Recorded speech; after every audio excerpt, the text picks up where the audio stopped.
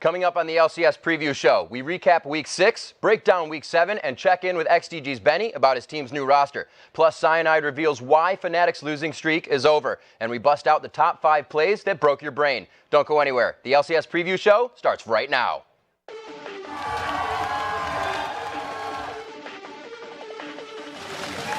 This is Copenhagen Wolves just wrecking Fnatic's day. And that's going to be Counter Logic Gaming taking the game 2-0 on the week for these guys. Gambit Gaming have taken down Super Hot Crew with the help of some pajamas. SK Gaming forced Roccat into the surrender. SK really are Rockat's kryptonite.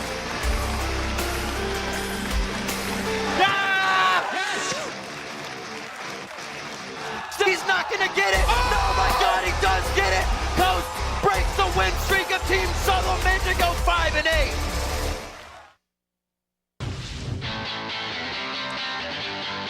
Welcome to the LCS preview show. I am Rivington Bism III. He is Joshua Jat Leesman, and we are your tour guides for this week's journey through the League Championship Series. Ready to do this, Jat? I don't know. I can't find my headset for some reason. I know. So how am I going to talk? A little different. My ears are cold. It's time to kick off the show with a look back at Week 6 of the North American LCS, starting with a battle between two teams looking to move up in the standings. It was first to look at the highlights, Dig versus Evil Geniuses. And Evil Geniuses was looking strong in this game. Yeah, and right off the bat, it looked like Crumbs got caught out of nowhere. People saying, why did he go there? It was a pre-orchestrated plan by EG. They're good at level 1 in North America. And it didn't stop from here. We saw Snoopy on new champions all the time. This time, Pantheon going on him, and he's going for more kills. And this was a particular game where he got Pobelter and Inox, his solo laners, incredibly far. And Pobelter was so far ahead at one point, the entire Dig team tried to take him down, and they couldn't get him. And that was kind of the story of the entire game. Dignitas scraping back for more kills, but Evil Geniuses, Snoopy again coming in strong for the team to help finish out the game. Yeah, and people were saying this is the best Evil Geniuses has looked the entire season. Hard to argue with that one-sided victory. The next game we look at to highlight is Team Solo Mid versus Coast, an 11-game winning streak for Team Solo Mid, and many thought they would extend it with this game. Yeah, and this was the game of the week, I gotta say. Coast was trying to do a dragon, close game. TSM came in huge at this dragon fight. And this is the way it usually goes for Team Solo Mid. They take control of the dragon, they take control of the game, but it did not happen that way. Turtle and Xpecial play it big here, but Coast starts to take over after this. Yeah, and this was really the first time Bjergsen's looked vulnerable. Shifter could kill him 1v1. Ari, first time he's picked that all split. It was Shifter's most played champion in Season 3, but first time this time, it worked out well. And you thought it was going to be the clinch for Coast, but TSM, they made it look like the comeback was coming. Coast tries to get into the base, knocking on the door, and TSM says, no way. Yeah, this was just such an intense game. TSM desperately trying to hold off Coast again and again. You can see how close it was here. This was so close to turning in either direction if TSM could have closed out the rest of these kills. Continuous catches in that fight really left Coast sweating, but it was all up to Ari. Shifter had a huge game on this. The Lich Pain came through big, and everybody remembers the Nexus. Oh my God, how many times have we seen this, and how many more times do I want to see it? Because he dodges everything, the tibbers, the barrels, the body slams, and he gets the finish. It's just as good every time, and you can see the team, a much needed win for Coast there. Looking at the next highlight is CLG versus Coast. Coast looking to extend those victories, but CLG had something else in mind. Yeah, we all thought that Coast was going to take the momentum from that TSM win, but CLG was just on another level last week. The ganks from Dexter again and again destroying Coast. And the combo really used completely in this was the cow ball right here. The Orion Alistar combo, we needed more of it. Yeah, well, we're going to get to see more of it pretty soon because it was again and again. Afro and Link had so much synergy together with the Alistar Oriana, winning team fight after team fight. And that's been CLG's story as well for them. Communication, strategy, and methodical defeat of the teams that come in front of them. Yeah, CLG looks better and better. Maybe, for once, we'll see a bit of CLG consistency because they look good, and they looked good last week. Well, they got 3. See if they can make it 4. And with Week 6 and our match history, let's take a look at the NALCS standings. Team Solo Mid and their Burger King remain the royalty of North America, with Cloud9 floating 1 game below. After that, it is a fully armed and operational Counter Logic Gaming. Then it's Dignitas, a 3-way tie for 5th, and finally XDG, who's sitting at the bottom of the pile, fighting to avoid LNQ in that summer promotion tournament, or whoever they come up against. if Right. they stay in that spot. And one of the big reasons for CounterLogic's recent success has been the much anticipated arrival of Dexter. CLG is finally playing with the roster they were planning on starting with all spring. And I've got to say, they look pretty good. Yeah, Dexter not only provides intense amounts of pressure out of the jungle, he has provided some much-needed roster stability for CLG. CLG as a whole has benefited from Dexter's presence. Their team KDA has more than doubled since he's arrived. And more importantly, the team has gone 4-1 in his 5 starts.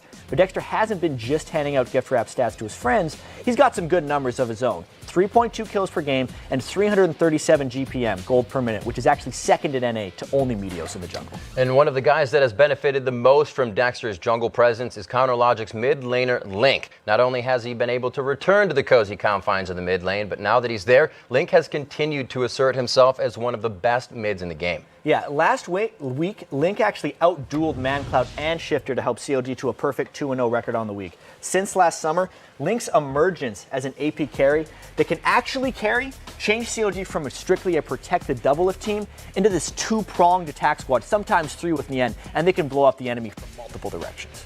And while Link certainly didn't struggle in the jungle, he looks much more comfortable in the mid lane, and last week he was rewarded with the MVP for his perfect performance. Yeah, thanks to his 11-kill, 0-death performance on the LCS stage, Link has blasted past all the other North American mid laners and racked up a KDA almost twice as high as Burger King in that mid lane. And obviously KDA does not tell the whole story, especially with that small sample size, but it's safe to say Link is amongst the best mid laners in North America. Yep, and heading into week 6, the biggest story off the Rift was that Team XDG was going to assemble on the Rift after the departure of their support, Bloodwater. After a disappointing couple of games, XDG has decided to make another roster change heading into week 7, and here to discuss their new lineup is XDG manager Julian Collins and top laner Benny. Gentlemen, before we head into this interview, I need to take a step back and really get your take on, the Bloodwater situation. In hindsight, what could have been done differently? As far as what could have been done differently, we really feel that the dedication issue was a problem going into it.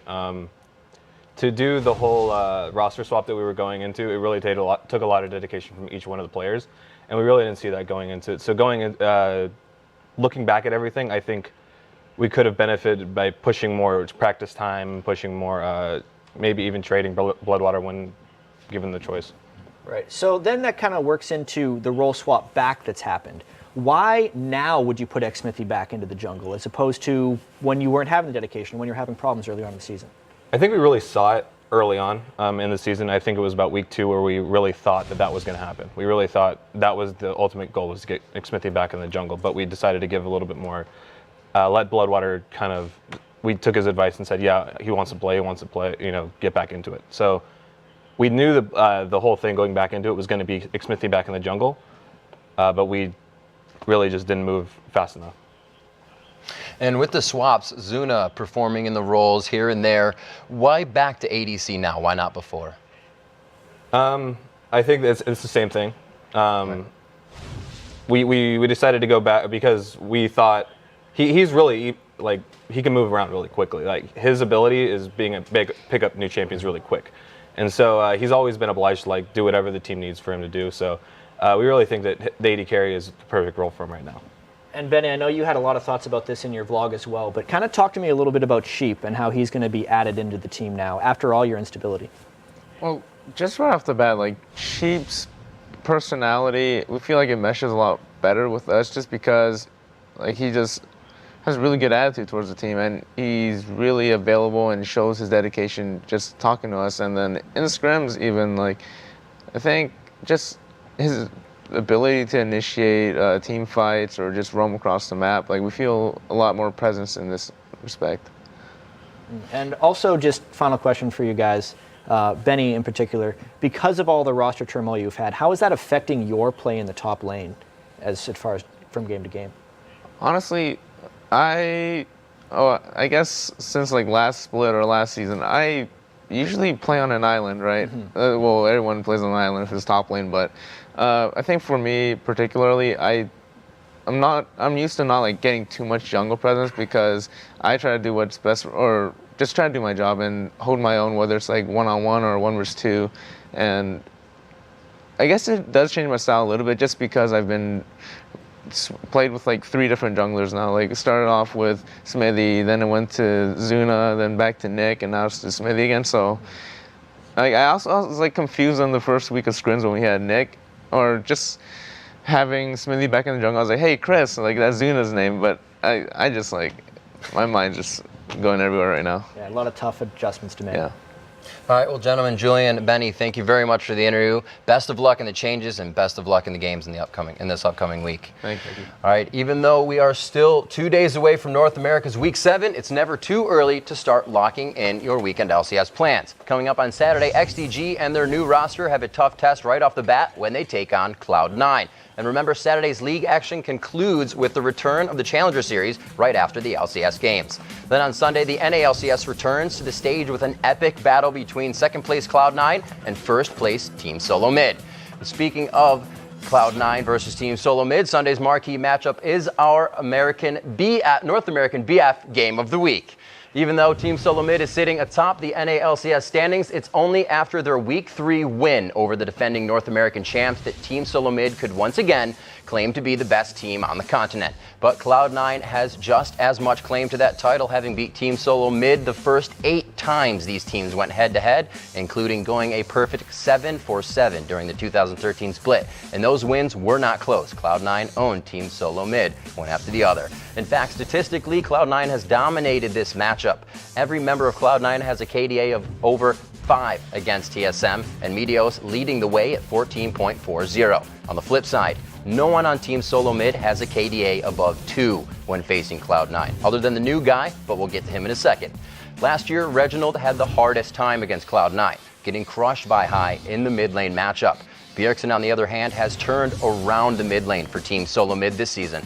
His KDA against Cloud9 is more than 4 times higher than anyone else on his team. And despite being down 17 CS at the 20-minute mark of the last game, Bjergsen finished the game with 6 kills and 0 deaths. But as you can tell by the CS discrepancy in the bot lane, the early game was carried by Wild Turtle's Caitlyn.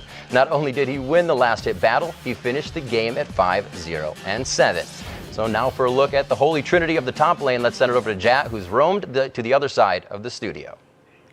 All right, thanks, Riv. And this year, there's been a lot of talk about the tanky top lane meta and the champs who are big enough to succeed in it. Now, we kind of want to break the conversation into the holy trinity of top lane: Shyvana, Dr. Mundo, and Renekton. First off, actually, we're going to have Renekton. He is the most picked in Europe, 31 picks, but amongst the 3, the least picked in North America at 20. He has a 67% win rate against Dr. Mundo, but only 38% against Shyvana. Now, speaking of Shyvana, how that matchup would go off. Second most pick in North America, the least picked of the 3 in Europe at only 16, and a very close matchup with Dr. Mundo, 47%, just a little bit on the losing side.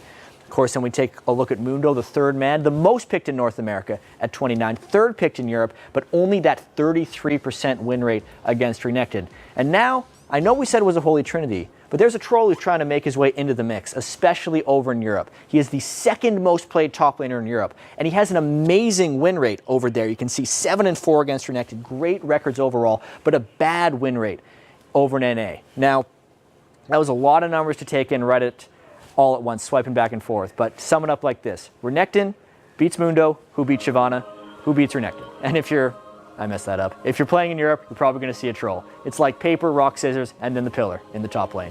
Let's send it over to Riv for a counter on the most played champions in the LCS so far this spring split, or as he likes to call it, the Instalock. Let's start today's countdown to the most popular champs in North America, where 2 of the top lane gods are perched in the top 5 for the spring split. Coming in at number 5 on the NA hit list is the Piltover Enforcer, Vi. And then flying in at number 4 is the half-dragon herself, breathing fire, Shyvana. Up next is Dr. Mundo, working business, who not only beats Shyvana 59% of the time on the Rift, he beat her in this countdown too. The runner-up for most plays in the NA so far this spring is Leona.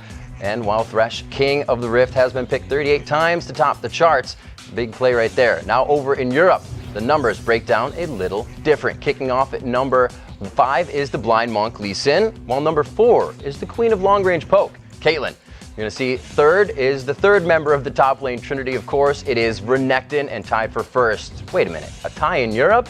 Yeah, it is. The tied for the top spot in Europe LCS is Lucian, and the monster that carries around his wife's soul for fun, Thresh. Just goes to show that opposites do attract, at least in the bot lane. And now one champ who's got a long way to go before he makes it into the Instalock list is Aatrox. The Darkened Blade made his first appearance in the 2014 season when SK Gaming's Freddy122 picked him up last week. Total number of champions played this spring in the EU and NA LCS combined has climbed to 79. That means 68% of the 117 champions in League of Legends have seen action on the Rift this spring. Last summer, there were 91 champs played in the EU and NA combined, so even though we're only halfway through the split, we're getting pretty close. So now if you think you know which champ will be next to make their 2014 season debut, then hit us up on Twitter at LOL Esports and use the hashtag LCS Preview to send us your predictions. One guy who's already on the played list but has seen his minutes severely cut over the last couple weeks is poor Kassadin. The Purple People Eater has been banned in 53 of 56 European games and 54 of the 56 North American games. That means he's been banned 96% of the time. He has not made it out of the ban phase since week 3 of the NALCS when Curse and CLG didn't ban or pick him. Kassadin hasn't done any actual Rift walking since the Copenhagen Wolves picked him back in week 2 to beat up on Millennium. So if you're keeping track at home, the total is 107 bans, 3 picks, 100% win rate. Now, one of the big reasons that champs gain or lose popularity are the nerfs or buffs that a new patch brings. This week, the LCS matches will be played on the 4.2 patch that you at home have been playing on for a couple of weeks now. Just for zigs and giggles, let's go over some of the bigger champ changes. We'll start with the biggest change, Xerath. He is getting a complete overhaul of his kit. Because of the league rules, he will not be ready for his close-up for 2 more weeks. Dr. Mundo is also going under the knife. His cleaver got a bit skinnier, which might make Corporate Mundo rethink his policy of downsizing. Up next, even being the most played champion NA does not stop you from getting your chain cinched. Thresh's basic attack range got cut from 475 to 450. And then Yasuo was another champ to see his kit get sliced a little bit. It now takes more movement to generate flow, and Sweeping Blades gives less flow when Yasuo dashes. And just for good measure, the cast range of Last Breath has been reduced by 100.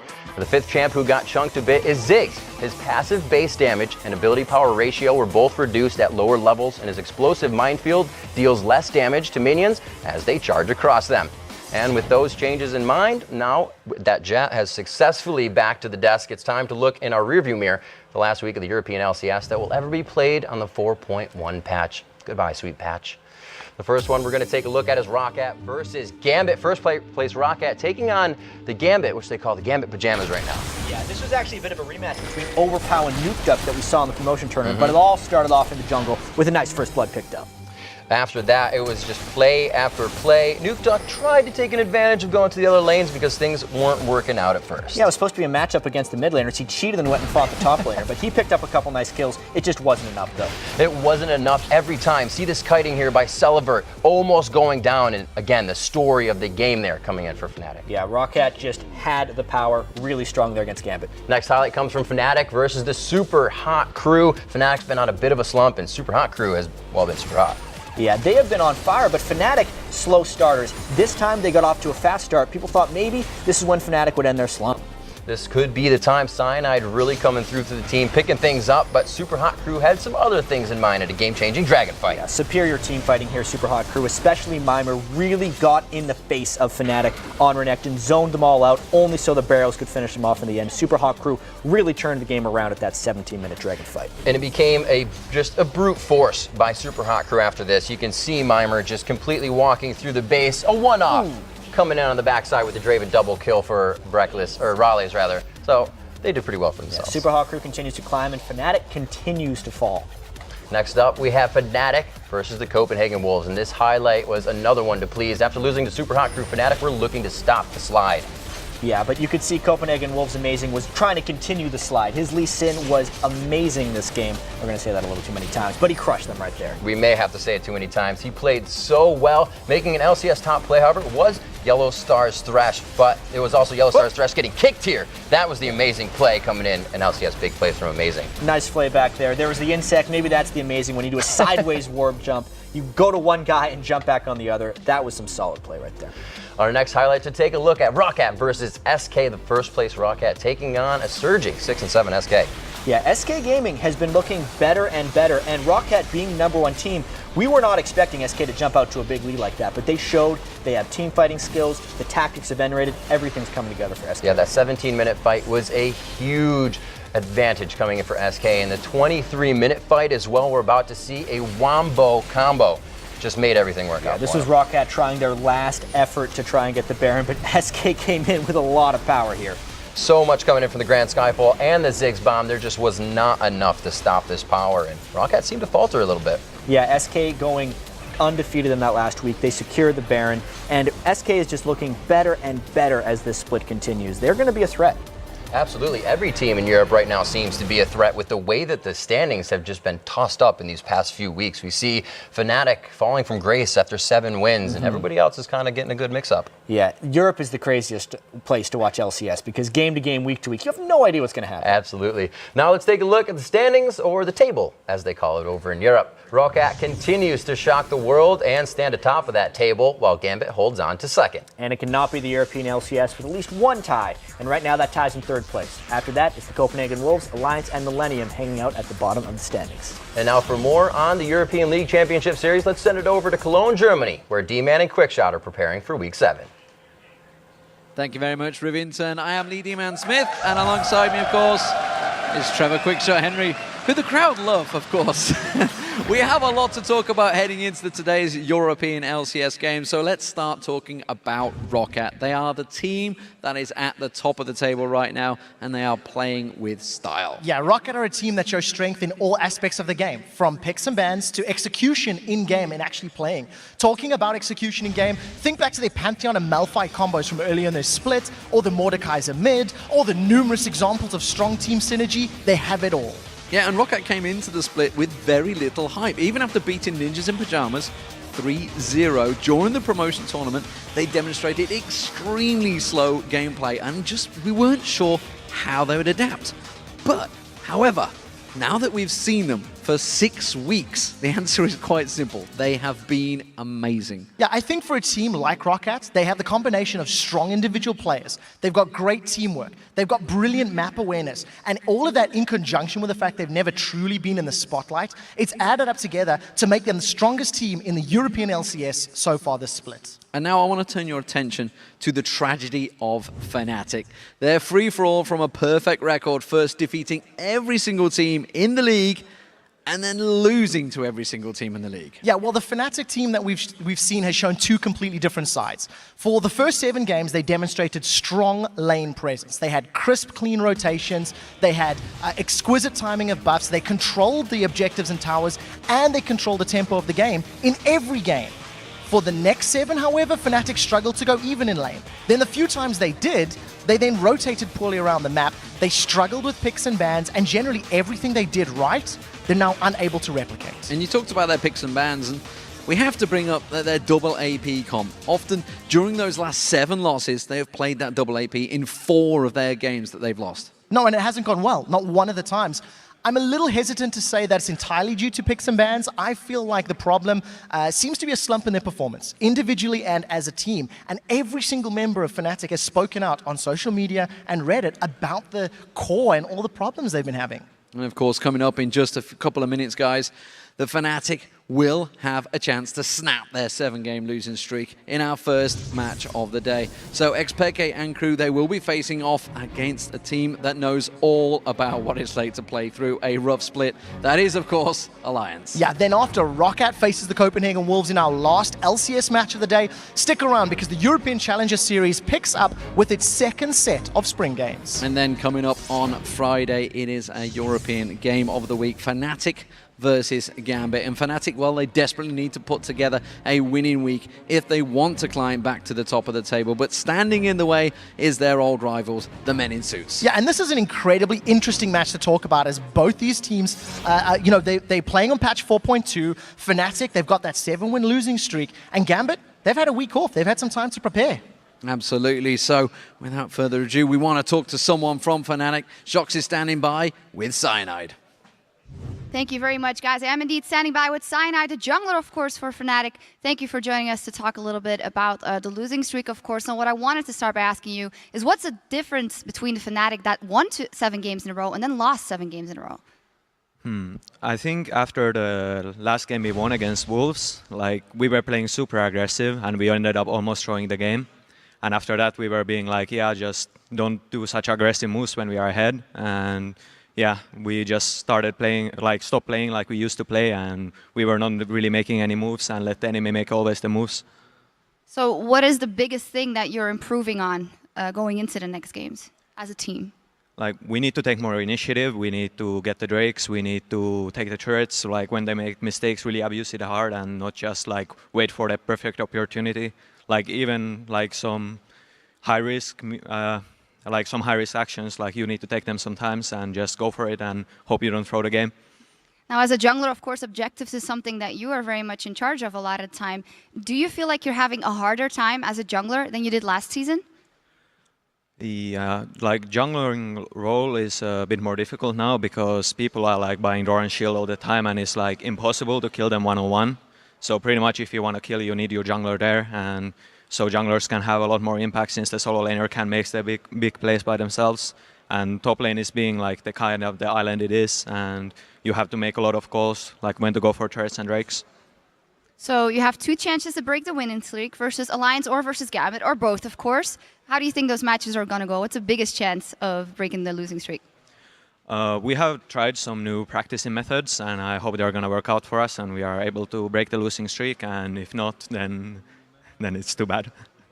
Now, a couple of weeks ago, I saw your manager tapping on your guys' hands before the game. I saw you guys holding hands last week for good luck, but it didn't really help. Are you trying something else now? I don't know. We really didn't really come up with anything for this. Maybe we'll spontaneously do something like burst into song or whatever. Okay, well, we're excited to see that. Good luck in your matchups. Thank you very much, Cyanide. And as for us, we're going to throw it across the world to Manhattan Beach to Riv and Jat for the top plays. Thank you very much, Shocks, and a very good interview indeed. And hopefully Fnatic can start to put that spark back in their game because they still have the fans. They always will. Yeah, Fnatic still has the following, they still have the potential, and mostly the respect of most of the players all over the league there. And now, because I would never want to disappoint Shocks, let's get to it. The top 5 plays from Week 6 of the LCS, or as we like to call them, the Penta. Yeah, number 5 was SK's Wombo Comrade at the Baron Pit, Pantheon, and Ziggs. There comes the Grand Skyfall from Svenskeren. Here comes the boom in there. There's a call in as well. Vander going very, very low. Svenskeren is going to pick up the kill there on towards Zazas. A nice, easy Baron to finish off here by SK. Being served up by Roccat as Candy Panda goes hammering into the 2 on the top. Baron goes down, picked up by SK Gaming. What a play out of them. And I think everybody remembers this flash hook coming in from Edward, the Thresh King, doing what he does best. Who is the top support? Well, it's caught, it's Eddie. The flay follows through, and Hulberto, he will get himself a triple kill. Yeah, and we got our number 3 play coming in right here. You can see the ball right there from Afro. And the burst, oh my God! Gigantic shockwave. Number 2 coming in, it's going to be the amazing kick coming in, and it's on Yellow Star. Amazing there, landing the kick onto Peke, following straight across and on towards Yellow Star. And last play, could it be anything else? Shifter's finale. Ghost, daydreaming, taking speed.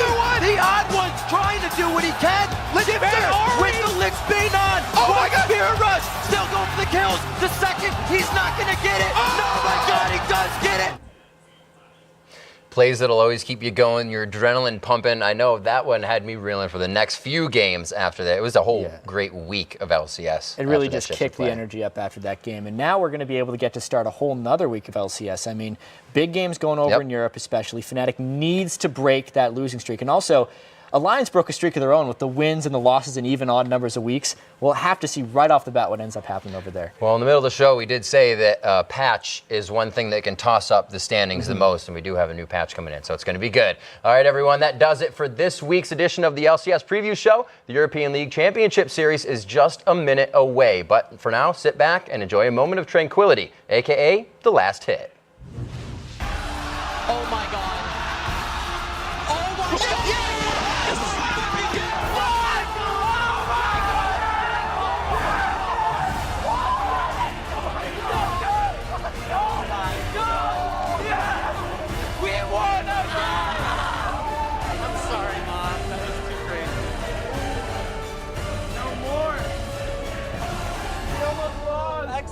Okay, are you kidding me?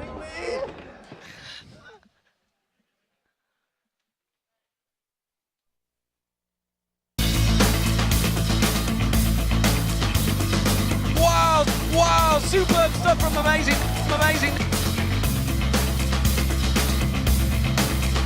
Wow, here comes the boom in there. There's a Cullen as well. Here comes the boom. Wow. Wow. Here comes Curve from around the side. Boom. Here comes Curve from around the side. Boom. Here comes Curve from around the side. Boom. There's the barrel. 3 for 1. The hop comes out from Edward. The hop comes out from Edward. Wow. Boom. Here comes the hop. Wow. That's it. Wow. Wow. 3 for 1.